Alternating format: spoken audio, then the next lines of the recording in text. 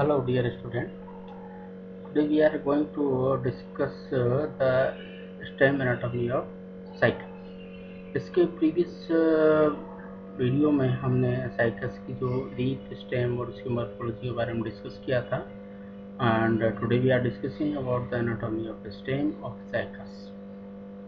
Cycas का जैसे आपको पता है, साइकस का जो स्टेम है ये काफ़ी एक खजूर के जैसे अपीयरेंस हमें देता है और उसके स्टेम पे बहुत सारे लीफ स्कार्स वगैरह हमें दिखाई देते हैं। तो इसको अगर हम दो पार्ट में इसको डिवाइड करते हैं, यंग स्टेम शॉर्ट होता है, ट्यूबरस होता है और सबटेरेनियन मतलब जमीन के अंडरग्राउंड होता है, और जो मैच्योर स्टेम होता है वो बूढ़ी होता है, सीधा इरेक्ट होता है, स्टाउट होता है, कॉलमनर होता है, आर्बोरेसेंट होता है, और उसके जो क्राउन है, जो ऊपर का जो एरिया उस पर बहुत सारे लीफ का एक गुच्छा जैसा होता है। तो it's bear the crown of leaves. जो इसकी जो स्टेम है, स्टेम पे जब पत्तियां टूट जाती है तो उसके पीछे जो हिस्सा रह जाता है जिसको हम लीफ स्कार्स बोलते हैं। तो लीफ स्कार्स मेल प्लांट और फीमेल प्लांट को आइडेंटिफाई करने में हमारी मदद कर सकता है और उसको हम आसानी से आइडेंटिफाई भी कर सकते हैं। अगर साइकस के स्टेम पर दो प्रकार के लीफ स्कार्स हमें देखने को मिलते हैं। अगर लार्ज लीफ स्कार्स हैं और स्मॉल लीफ स्कार्स हैं, दो प्रकार के हैं, लार्ज फॉलिज लीफ के और स्केली लीव्स के स्मॉल होते हैं। वो मेल प्लांट में सिर्फ दो प्रकार के लीफ स्कार्स मिलते हैं, जबकि फीमेल प्लांट में तीन प्रकार के लीफ स्कार्स मिलते हैं। लार्ज लीफ स्कार्स वो फॉलिज लीफ के होते हैं, मीडियम लीफ स्कार्स होते हैं वो मेगास्पोरोफिल के होते हैं, और स्मॉल लीफ स्कार्स जो होते हैं वो स्केली लीव्स के होते हैं। तो यहाँ पे अगर आप इसका देखेंगे,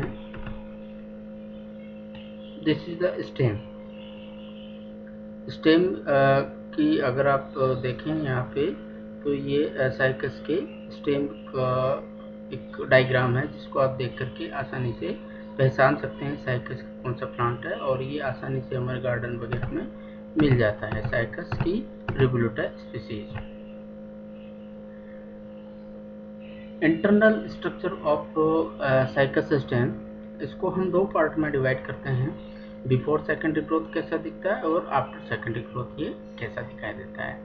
बिफोर सेकेंडरी ग्रोथ अगर हम देखेंगे तो इसका जो इसकी जो आउटलाइन है ये कुछ बेबी होती है, मतलब इरेगुलर नहीं होती है। इसमें बाद में कहीं ग्रिज्ड है, कहीं ग्रूव्स हैं, कहीं रेज्ड है, कहीं ग्रूव्स है, इस तरह से ये रहती है। तो इसकी रेगुलर आउटलाइन नहीं मिलती है।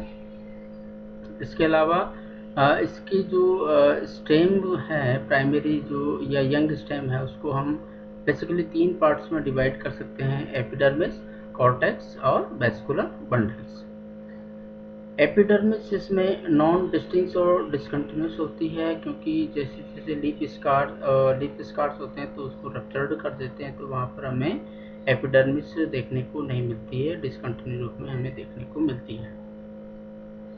देन उसके बाद में कोर्टेक्स।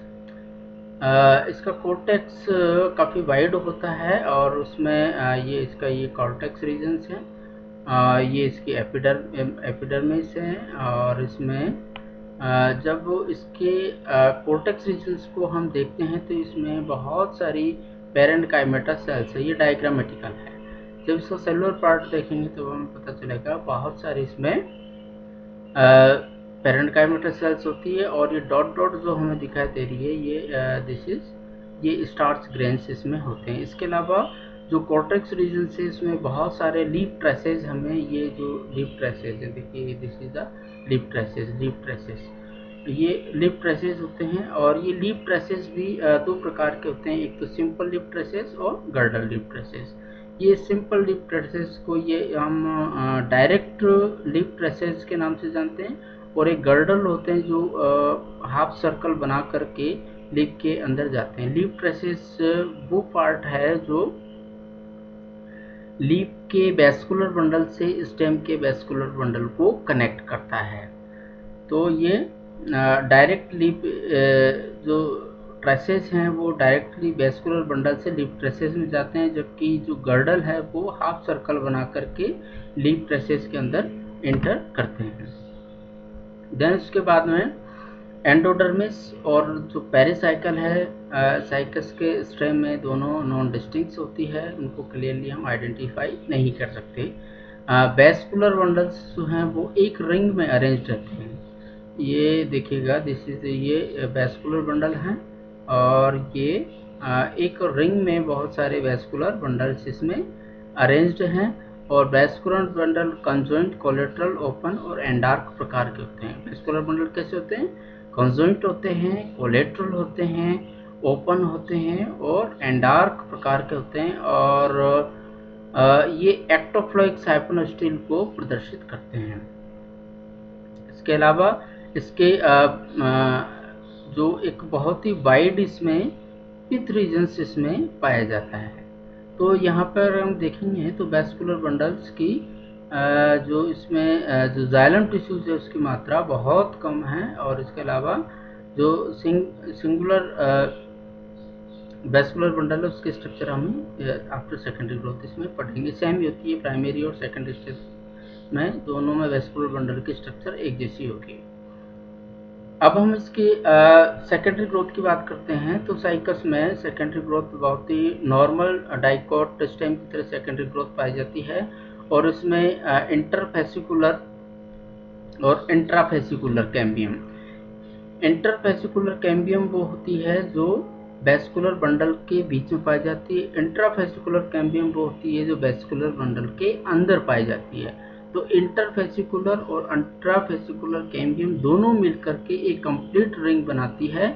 और वो कंप्लीट रिंग बना करके फिर वेस्कुलर बंडल्स वो बनाती है। उसमें बाहर की तरफ, मतलब बाहर की तरफ कोर्टेक्स की तरफ वो सेकेंडरी फ्लोएम बनाती है, बीच में कैम्बियम होती है और पिथ की तरफ वो सेकेंडरी जाइलम बनाती है। इसके अलावा जो कॉर्टेक्स रीजन में है, कॉर्टेक्स यहाँ पर सेकेंडरी कॉर्टेक्स बनाती है, सेकेंडरी कॉर्टेक्स कैम्बियम मिल करके।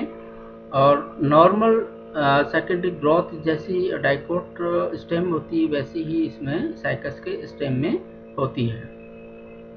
यहाँ पे जो नोट करने वाली बात यह है कि ये जो इंट्राफेसिकुलर और इंटरफेसिकुलर जो कैम्बियम है ये एक पूरी रिंग बनाती है। रिंग बनाने के बाद में ये बाहर और अंदर की तरफ वेस्कुलर टिश्यूज को बनाती है। अंदर की तरफ ये सेकेंडरी जाइलम और बाहर की तरफ मतलब कॉर्टेक्स की तरफ सेकेंडरी फ्लोएम। सेकेंडरी जाइलम में बेसल्स एब्सेंट होती है, सेकेंडरी फ्लोएम में कंपेनियन सेल्स एब्सेंट होती है, जो कि जिम्नोस्पर्म का एक बहुत ही टिपिकल कैरेक्टरिस्टिक है और ये इनमें भी पाया जाता है। इसके अलावा प्रोटोजाइलम में स्पाइरल थिकनिंग पाई जाती है और मेटाजाइलम में स्केलेरिफॉर्म थिकनिंग पाई जाती है। जब ये पूरी रिंग बना लेती है तो रिंग बनाने के बाद में देखो, जैसे ये रिंग, ये आउटर ये रिंग बन रही है तो ये कुछ समय के लिए एक्टिव होती है फिर इनएक्टिव हो जाती है। तो इनएक्टिव कब होती है? जब इसमें से वेस्कुलर बंडल्स पूरे बन जाते हैं। तो फिर जो नेक्स्ट वेस्कुलर नेक्स्ट कैम्बियम है वो फिर आगे के हिस्से में बनेगी। फिर इंट्राफेसिकुलर कैम्बियम बना करके फिर नई रिंग बनाती है। तो कुल मिलाकर के इंटरफेसिकुलर और इंट्राफेसिकुलर कैम्बियम के इस वर्क से या इस एक्टिविटी से वेस्कुलर बंडल्स की एक रिंग बनती है, देन उसके बाद दूसरी रिंग बनती है, फिर तीसरी रिंग बनती है, फिर चौथी रिंग बनती है। तो कंटिन्यूस ये रिंग बनाती जाती है। लेकिन यहाँ पर ये एनुअल रिंग नहीं बनाते हैं। इसके अलावा एक बहुत ही इम्पोर्टेंट कैरेक्टर जो साइकस के स्टेम में पाया जाता है वो ये है कि जो वेस्कुलर बंडल्स हैं, वेस्कुलर बंडल्स के बीच में पाए जाने वाला जो रीजन है, जो पैरेन्काइमेटल सेल्स है, जिन्हें हम मेडुलरी रेज के नाम से जानते हैं। तो मेडुलरी रेज जो होती है वो काफ़ी वाइड होती है, बहुत ज़्यादा मात्रा में पाई जाती है। इसके अलावा कॉर्टेक्स रीजन भी काफ़ी वाइड होता है, पिथ रीजन भी काफ़ी वाइड होता है। तो इन सब से क्या होता है, सेकेंडरी जाइलम की जो टिश्यूज़ की जो कंसंट्रेशन है या इसकी जो अमाउंट है ये बहुत कम होता है। इससे क्या होगा, कि इसकी जो वुड है बहुत ही सॉफ्ट बनती है, जिसको हम मेनोजेलिक वुड के नाम से जानते हैं। जब हम पाइनस का पढ़ेंगे तब हमें पता चलेगा कि किस तरह से मेडुलर रेंज बहुत ही नैरो हो जाती है। जब मेडुलर रेंज बहुत वाइड होती है तब ये वुड कैसी होगी, ये वुड होगी बहुत ही सॉफ्ट प्रकार की वुड होती है, और इस वुड को हम बोलते हैं मेनोजेलिक वुड, जो ए साइकेडेल्स ऑर्डर का एक टिपिकल कैरेक्टरिस्टिक है।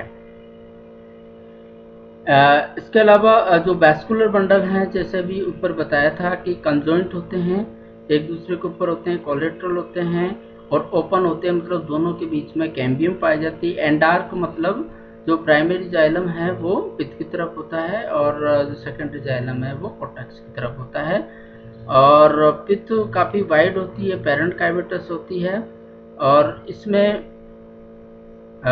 तो यहाँ पे वुड कैसी है, वुड है इसकी मेनोजाइलिक है, और एनुअल रिंग्स इसमें नहीं बनती है पाइनस के साइकस के स्टेम में। This is another view of cycas after secondary growth. तो यहाँ पे अगर आप देखेंगे तो ये ए और बी, ए पार्ट डायग्रामेटिकल है और बी पार्ट ए पार्ट, और ये भी ए पार्ट है। तो यहाँ पे अगर सेलुलर इसको डायग्रामेटिकल देखेंगे तो यहाँ पर वैस्कुलर बंडल्स की रिंग बन रही है, देखिएगा। या this is one ring of vascular bundle, this is second vascular bundle ring, और this is third vascular bundle. इसके बाहर है सेकेंडरी कॉर्टेक्स है, और ये इसके लीफ ट्रेसेस हैं जो सेकेंडरी कॉर्टेक्स में पाए जाते हैं। इसके अलावा इसमें म्यूसिलेजिनस कैनाल्स इसके पित्त में बहुत देखने को मिलती है, और उनमें स्टार्च ग्रेन्स बहुत ज़्यादा मिलते हैं, इसलिए हम इसके स्टेम से हम सागो जो पाम के नाम से भी इसको जानते हैं, कि इसको उबाल करके इससे स्टार्च ग्रेन्स अलग कर लिए जाते हैं। तो यहाँ पर ये सेलुलर पार्ट्स अगर हम देखेंगे तो सेकेंडरी जाइलम ये है, देन इसके बाद में ये फ्लोएम है, ये सेकेंडरी जाइलम है, और ये कैम्बियम है, देन यहाँ सेकेंडरी जाइलम होगा। तो ये कंटिन्यूस प्रोसेस चलती रहती है, और लास्ट में जो जितना हम मैच्योर स्टेम का टीएच काटेंगे उतनी ज़्यादा हमें रिंग्स यहाँ पे देखने को मिलती है। तो इस रिंग्स के आधार पे और सेकेंडरी कॉर्टेक्स की जो एनाटॉमी है उसके आधार पर हम साइकस के स्टेम की इंटरनल स्ट्रक्चर को हम देख सकते हैं। Thank you. नेक्स्ट वीडियो में हम इसके रिप्रोडक्टिव कैरेक्टरिस्टिक ऑफ साइकस के बारे में हम पढ़ेंगे।